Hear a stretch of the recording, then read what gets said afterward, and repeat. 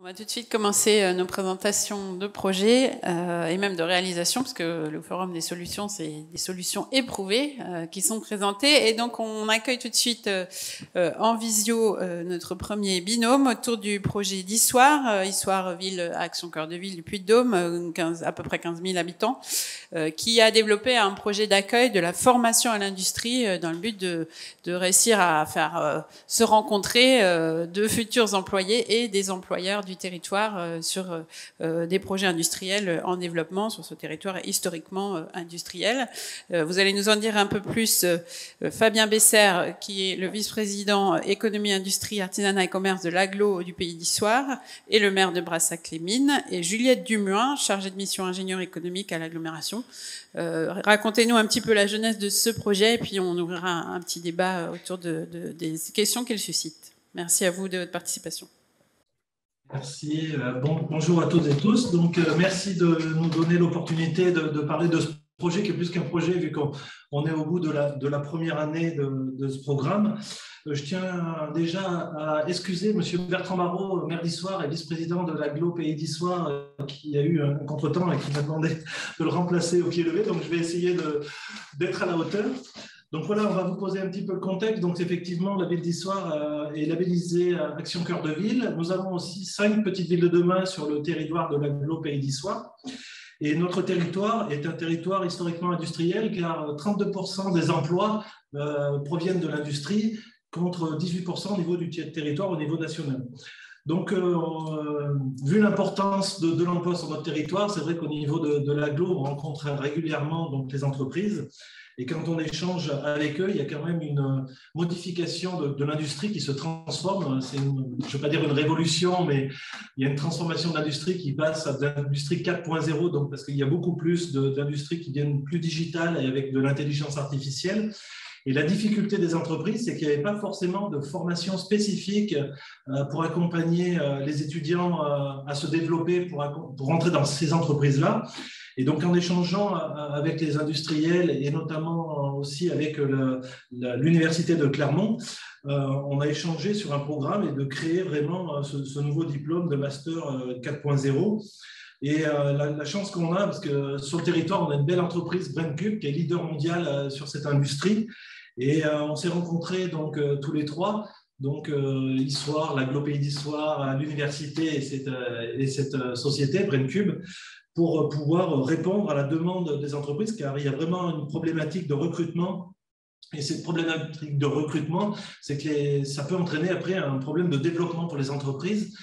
Donc, l'objectif était vraiment de répondre, je veux dire, sur mesure aux entreprises pour avoir vraiment une formation spécifique, car une entreprise sur 2 a vraiment besoin de trouver de l'emploi dans ce domaine-là. Donc, pour ça qu'on est parti sur ce programme-là. Et donc, ça fait 1 an et tout à l'heure, on va faire le bilan avec Juliette sur ce programme-là.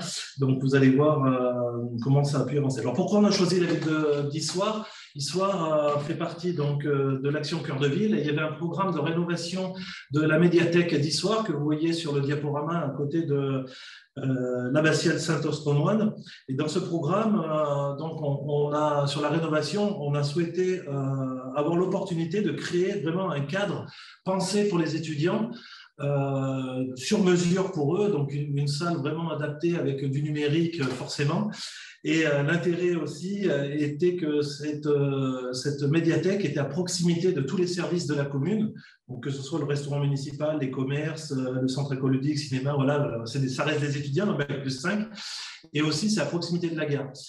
Issoire est situé en train entre 25 minutes à peu près de Clermont-Ferrand, et l'objectif était vraiment de créer cette formation dans une petite ville, enfin ville moyenne, milieu rural, et aussi de rapprocher l'étudiant des entreprises, car comme va vous le montrer Juliette, la formation est une formation sur mesure avec de l'alternance 2 semaines. Donc vous allez voir tout ça dans le diaporama, et l'objectif aussi, c'était d'avoir un cadre exceptionnel pour ces étudiants. Et autre projet qu'on avait sur ce site de la médiathèque, c'était de créer un centre d'interprétation d'architecture et de patrimoine qui sera orienté bien sûr vers l'industrie, de l'industrie du début jusqu'à l'industrie de maintenant 4.0. Donc voilà pour le contexte. Donc Juliette je vais passer la main à Juliette qui va vous expliquer un petit peu les partenariats, le financement et le calendrier de ce programme. Oui, merci. Bonjour à toutes et à tous. Donc effectivement, sur la slide suivante, je vais vous dire quelques mots donc, des partenaires du plan de financement et puis du calendrier de réalisation de ce projet. Donc tout d'abord, en termes de budget, on va être sur une enveloppe de 62 000 € hors taxe d'investissement spécifique au master. Donc on va en particulier avoir tout ce qui va être frais immobiliers, donc voilà, des tables, des chaises pour meubler la salle de classe, et puis aussi une grosse partie de l'investissement qui va être dédiée au matériel informatique, puisque vous l'avez compris, c'est un master qui dispose d'une forte composante numérique. Si on prend un peu de recul et qu'on regarde plus globalement ce qu'ont pu coûter les travaux de la rénovation de la médiathèque, pour vous donner un ordre d'idée, on est sur une enveloppe de 420 000 € environ pour la rénovation du deuxième étage de la médiathèque où se situe la salle de classe. Donc c'est pour vous montrer qu'on est sur quelque chose qui reste quand même de l'ordre du reproductible pour une collectivité, pour une ville comme Issoire. Au niveau des partenaires, ça a été effectivement évoqué juste avant. Le master, il est le fruit d'un partenariat tripartite entre, d'une part, les collectivités, avec l'AGLO et puis la ville d'Issoire, l'université de Clermont et puis, ça a été dit, l'entreprise BrainCube. Chacun des partenaires ayant, évidemment, vous vous en doutez, un rôle qui lui est propre et puis qui est essentiel pour le bon déroulement du projet. Donc, la ville d'Issoire mettant notamment à disposition la salle de classe au sein de la médiathèque. L'université, elle, va assurer la gestion administrative et financière de la formation et bien évidemment le contenu pédagogique. BrainCube apporte quant à elle le lien avec l'entreprise et puis ce côté aussi concret, très technique. Elle va notamment assurer des interventions dans le cadre des cours. Et puis, l'AGLO va avoir, elle, un rôle plus de coordination, si on peut dire, à faire le lien entre ces différents partenaires. Et puis aussi un rôle important de promotion de ce master auprès des entreprises du territoire, mais pas uniquement celles du territoire, puisqu'on essaye de faire connaître le master au-delà de nos frontières. En termes de calendrier, vous le voyez, ça a été très rapide comme projet puisque les premières réflexions, elles ont débuté fin 2018 et la première rentrée effective, elle a eu lieu le 4 octobre 2021, en sachant que cette première rentrée, elle a été différée d'1 an en raison de la crise sanitaire. Donc, on aurait même pu avoir une première rentrée dès 2020. Donc, c'est un projet qui a été très vite et on y reviendra à la fin de la présentation. Cette rapidité d'exécution, elle a notamment été permise par la qualité des partenariats et des échanges qu'il y a eu entre les différents acteurs. Sur la slide suivante, voilà. Donc, pour vous dire quelques mots un petit peu plus de ce projet, donc, vous l'avez compris, c'est un Master 2, donc un niveau Bac plus 5, donc une formation qui est une formation de haut niveau qui se veut donc répondre aux besoins des entreprises, des industries qui sont aujourd'hui confrontées à cette transition vers la digitalisation. Du coup, cette formation, elle s'est attachée à proposer des modules de formation donc, qui permettent aux étudiants de se former sur 2 blocs de compétences et de connaissances qui sont indissociables de l'industrie 4.0, à savoir l'automatique robotique d'une part et l'informatique d'autre part. Ces formations, ces blocs de compétences et de connaissances sont déjà enseignés dans le cadre d'autres formations, à la différence que vous allez avoir des parcours qui vont être cloisonnés, qui vont être distincts. Soit vous allez être formé à l'automatique et à la robotique, soit vous allez être formé à l'informatique. La vraie plus-value de cette formation, c'est qu'elle se veut vraiment être à l'interface, à la jonction entre ces 2 blocs de compétences qui sont encore une fois au centre de l'industrie 4.0. Ça a été évoqué juste avant, toujours dans ce souci d'être au plus près des besoins des entreprises et de coller à leurs attentes. Ce parcours, il a été construit en alternance, c'est-à-dire qu'on va avoir des étudiants qui, sur la première moitié de la formation, vont alterner 2 semaines de cours à l'université, donc en l'occurrence à Issoire, et 2 semaines de cours, 2 semaines en entreprise. Et sur la deuxième moitié de la formation, l'étudiant est à 100% en entreprise. Donc au final, ces étudiants, ils sont formés ils passent 2 tiers de leur temps de formation en entreprise. Donc on a vraiment des étudiants qui sont dans le bain tout du long. Et enfin, comme on sait très bien que les entreprises, elles ne peuvent pas attendre qu'il y ait des étudiants fraîchement diplômés qui sortent de l'université pour pouvoir enclencher leur transition digitale, le master propose aussi des modules de formation continue pour que des salariés d'entreprise puissent soit venir acquérir des compétences et des connaissances dans l'industrie 4.0, soit se mettre à niveau pour ceux qui sont déjà formés sur ces thématiques-là. Donc, pour conclure, je pense que vous l'avez compris, hein, on est vraiment ici sur un projet qui a été construit par le territoire, hein, par les collectivités, par les entreprises, par l'université et pour le territoire, pour répondre à ces besoins de recrutement qui sont prégnants sur notre territoire et sur tous les territoires industriels et qui sont d'autant plus compliqués à satisfaire aujourd'hui qu'on est, encore une fois, dans une phase de transition de l'industrie. Et le fait que cette formation elle soit ancrée à l'histoire, eh ben c'est un choix qui est au final qui a été naturel et parce que voilà, aujourd'hui on a des étudiants qui sont formés au plus près de leur vie professionnelle de demain, au plus près des entreprises industrielles. Sur la slide suivante, en quelques mots, les premiers bilans qu'on peut dresser de cette première année, quand on discute avec les entreprises signataires des contrats d'alternance, toutes sont unanimes pour dire que ce programme, il est complet et il répond complètement à leurs attentes. C'est ce que j'évoquais juste avant, le fait qu'on ait cette formation qui soit à la jonction entre deux blocs de compétences qui sont indissociables, encore une fois, de l'industrie 4.0, mais qui sont encore aujourd'hui trop souvent cloisonnés, même opposés parfois, et ben, ça permet d'avoir des étudiants qui ont des profils, on pourrait presque dire atypiques, hein, et qui vraiment ont la capacité d'intervenir sur l'ensemble de la chaîne de valeur dans l'entreprise. On a aussi des étudiants, ça c'est un autre constat qui est aussi très important, des étudiants qui sont particulièrement polyvalents et il faut juste regarder en fait les entreprises qui sont partie prenante de ce master et puis les projets sur lesquels travaillent les étudiants pour se rendre compte que ce n'est pas juste un profil d'entreprise qui est visé ou un profil de projet qui est visé. On va avoir des étudiants qui vont évoluer dans des grands groupes, parfois des groupes internationaux comme Michelin, Constellium ou Valeo, mais d'autres étudiants qui vont aussi intervenir dans des petites et moyennes entreprises, où là, on est à une autre échelle.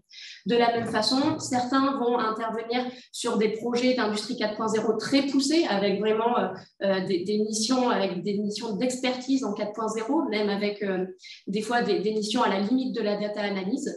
Et à côté de ça, on va aussi avoir des étudiants qui vont davantage avoir des missions plus exploratoires, entre guillemets, qui vont intervenir sur des études d'opportunité pour voir si l'entreprise a intérêt à passer sur l'industrie 4.0, a intérêt à effectuer sa transition digitale, et si oui, comment. Donc, ce qu'on voit bien, c'est qu'on a vraiment des profils qui s'adressent à un panel d'entreprises qui est particulièrement large et à un panel de projets qui est tout aussi diversifié. Et enfin, le dernier résultat qui pourrait presque se suffire à lui-même hein, pour témoigner de la qualité de cette formation et de sa capacité à répondre aux attentes des entreprises, c'est qu'aujourd'hui, on a toutes les entreprises qui ont des alternants aujourd'hui qui veulent embaucher leurs étudiants à la fin de la formation. Donc, ça montre bien que non seulement le contenu pédagogique et le format de la formation, il est de qualité et il permet aux étudiants d'être des professionnels. Et en même temps, on voit bien que ce programme, cette formation, elle répond à des vrais besoins qui existaient sur le territoire. Et donc, voilà, c'est carton plein, on arrive à répondre à cette demande des entreprises. Voilà, donc merci Juliette. Donc en fait, les clés de la réussite, hein, comme on l'a présenté sur ce diaporama, c'est vraiment un partenariat entre les différents partenaires, donc les entreprises, les élus, l'université, la région aussi, et que tout le monde y trouve un petit peu son compte et que tout le monde soit gagnant, que les entreprises aient vraiment des employés qui soient formés spécifiquement à ce qu'ils recherchent. C'est vraiment un partenariat donc public-privé.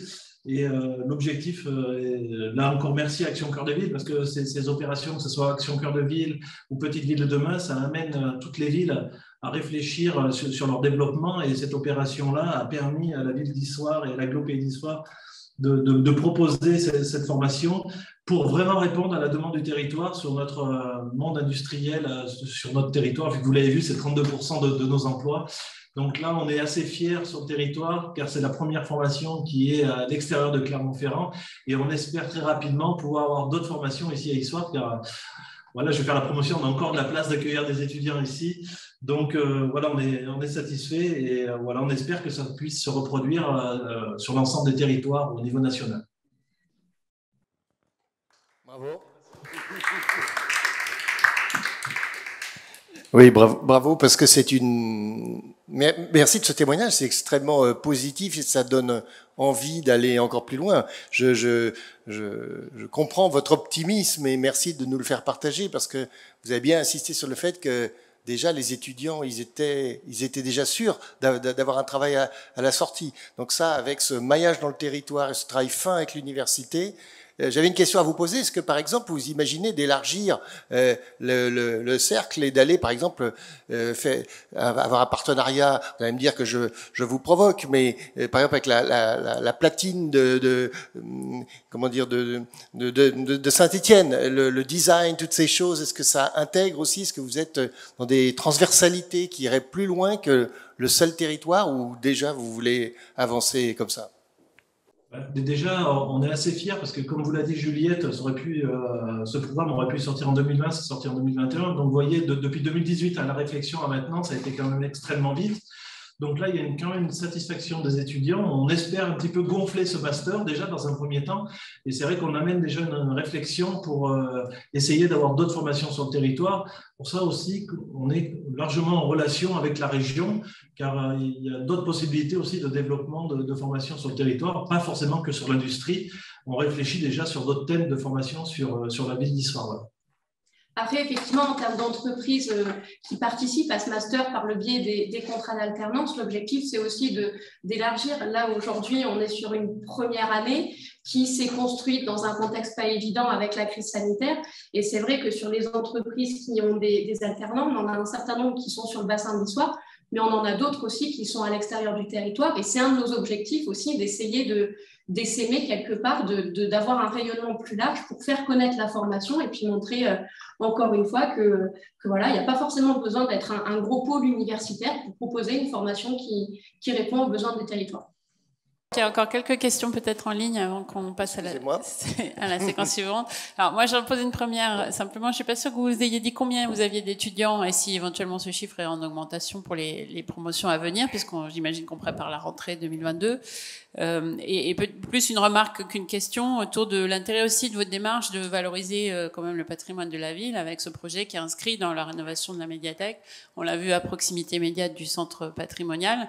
Et donc il y a quand même une petite sous-question qui est de savoir si ça a créé aussi une animation locale finalement dans ce quartier déjà en revitalisation, peut-être en lien directement avec l'équipement médiathèque, peut-être au-delà commercial, d'avoir cette nouvelle promotion qui s'installe à Issoire. C'est peut-être trop tôt pour le dire, mais en tout cas c'est certainement prometteur pour l'avenir.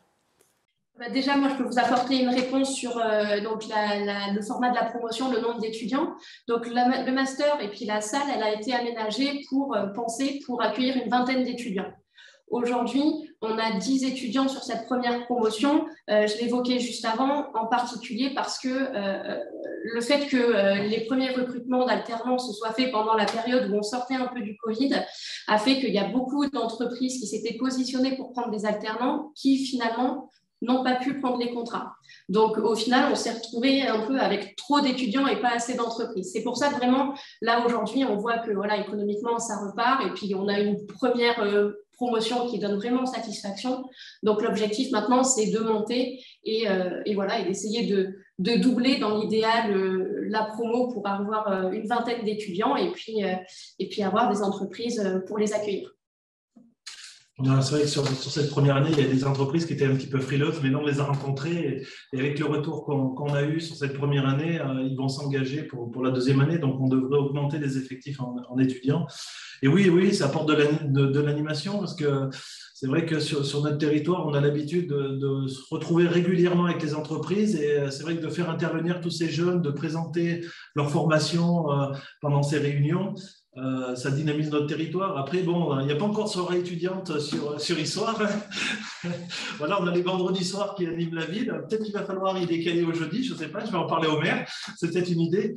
Mais c'est vrai que ça fait parler de la ville, ça fait du bien au territoire et on espère vraiment que ça puisse aussi se reproduire sur d'autres territoires.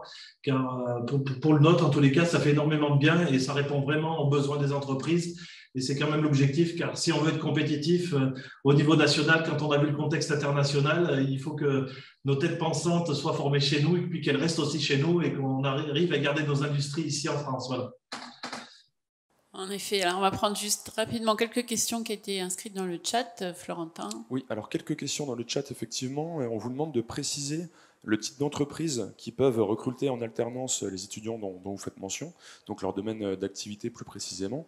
Et également une autre question qui émerge sur les actions de la collectivité qui permettent d'accueillir les étudiants et un public jeune.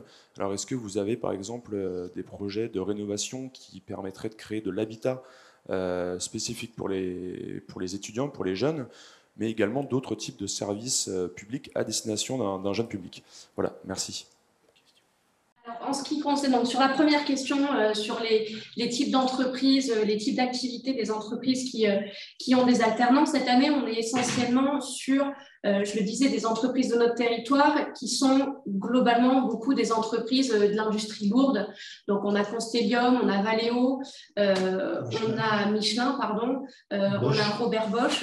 Donc, on est plutôt sur l'industrie lourde. En revanche, ça peut aussi être des entreprises de services, par exemple Braincube, qui a aussi des alternants. Braincube, qui n'est pas une entreprise qui produit, mais une entreprise qui propose des prestations de services à des entreprises, à d'autres industries qui veulent faire leur transition digitale. Là, aujourd'hui, on est en train de prospecter des entreprises et on est en contact avec d'autres entreprises pour la prochaine promotion. Voilà, on a eu des entreprises du médical, on a eu des entreprises sur de la high-tech avec des objets connectés. Au final, c'est assez large, j'ai envie de dire, dès lors qu'il y a un enjeu de pouvoir analyser des données de production, il y a de la place pour ces étudiants d'industrie 4.0. Et comme je le disais pendant la présentation, ce n'est pas uniquement des gros groupes qui sont déjà à fond dans l'industrie 4.0, ça fait partie des profils de l'entreprise, mais ça peut aussi être des plus petites entreprises qui tout simplement se posent la question de est-ce que ça vaut le coup de se lancer dans la transition digitale? Est-ce que derrière, il y a des débouchés économiques, derrière des débouchés commerciaux, etc. Et les étudiants, ils peuvent aussi apporter leur expertise à ce niveau-là et proposer des solutions sous forme de perspective si jamais l'entreprise décide de faire sa transition digitale. En ce qui concerne les actions de la collectivité après pour l'accueil des étudiants, nous, en tant qu'AGLO, on peut trouver des facilités, par exemple, pour les étudiants, pour les loger au foyer de jeunes travailleurs. On a ce genre de facilité qu'on peut effectivement proposer. Et puis après, au niveau des différents services, on fait savoir aux étudiants qui voudraient venir à Issoire qu'on est là pour les accompagner dans leur venue sur le territoire, que ce soit par exemple, en les accompagnant dans leur démarche, en leur expliquant comment au niveau des infrastructures de transport, ils peuvent se débrouiller pour venir. Pourquoi pas leur présenter la plateforme de covoiturage qu'on a sur la collectivité pour faciliter leur déplacement. Et puis les tenir informés des différentes animations qui se font sur Issoire pour qu'ils viennent aussi à Issoire pour profiter de la ville et pas uniquement pour le master. Merci beaucoup pour cette présentation très complète. On voit que vous avez tout un tas d'autres initiatives au-delà de celle-ci qui est particulièrement intéressante et réussie, on peut le dire, qui permettent de faire vivre finalement cette revitalisation du territoire à l'échelle de la ville et de l'agglomération. Merci encore pour cette présentation.